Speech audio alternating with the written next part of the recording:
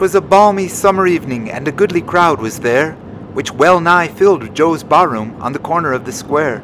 And as songs and witty stories came through the open door, a vagabond crept slowly in, and posed upon the floor. "Where did it come from?" someone said. "The wind has blown it in." "What does it want?" another cried. "Some whiskey, rum, or gin?"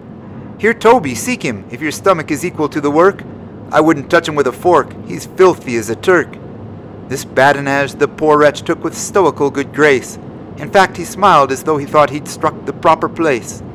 "Come, boys, I know there's kindly hearts among so good a crowd. To be in such good company would make a deacon proud. Give me a drink, that's what I want.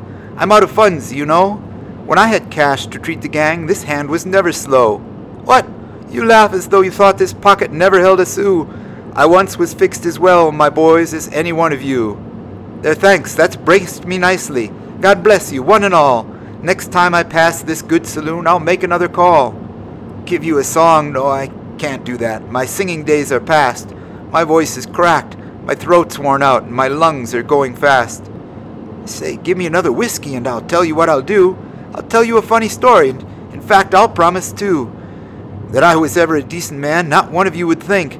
But I was some 4 or 5 years back. Say, give me another drink." "Fill her up, Joe. I want to put some life into this old frame. Such little drinks to a bum like me are miserably tame. 5 fingers. There, that's the scheme. And corking whiskey, too. Well, here's luck, boys, and landlord, my best regards to you. You've treated me pretty kindly, and I'd like to tell you how I came to be this dirty sap you see before you now. As I told you once, I was a man with muscle, frame, and health, and but for a blunder ought to have made considerable wealth. I was a painter, not one that daubed on bricks or wood, but an artist, and for my age I was rated pretty good. I worked hard at my canvas, and bidding fair to rise, for gradually I saw the star of fame before my eyes. I made a picture, perhaps you've seen. 'Tis called The Chase of Fame. It brought me £1,500 and added to my name. And then I met a woman, now comes the funny part, with eyes that petrified my brain and sank into my heart. Why don't you laugh? 'Tis funny that the vagabond you see could ever love a woman and expect her love for me. But 'twas so, and for a month or two her smiles were freely given, and when her loving lips touched mine, it carried me to heaven. Did you ever see a woman for whom your soul you'd give, with a form like the Milo Venus, too beautiful to live, with eyes that would beat the Kohinoor, and a wealth of chestnut hair? If so, 'twas she, for there never was another half so fair. I was working on a portrait one afternoon in May, of a fair-haired boy, a friend of mine, who lived across the way, and Madeline admired it, and much to my surprise, said she'd like to know the man who had such dreamy eyes.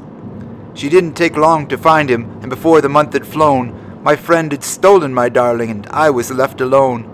And ere a year of misery had passed above my head, the jewel I treasured so had tarnished and was dead. That's why I took to drink, boys. Why, I never see you smile. I thought you'd be amused and laughing all the while. Why, what's the matter, friend? There's a teardrop in your eye. Come, laugh like me. 'Tis only babes and women that should cry. Say, boys, if you give me just another whiskey, I'll be glad, and I'll draw right here the picture of the face that drove me mad. Give me that piece of chalk with which you marked the baseball score, and you shall see the lovely Madeline upon the barroom floor. Another drink, and with chalk in hand the vagabond began to sketch a face that well might buy the soul of any man. Then, as he placed another lock upon that shapely head, with a fearful shriek, he leaped and fell across the picture, dead.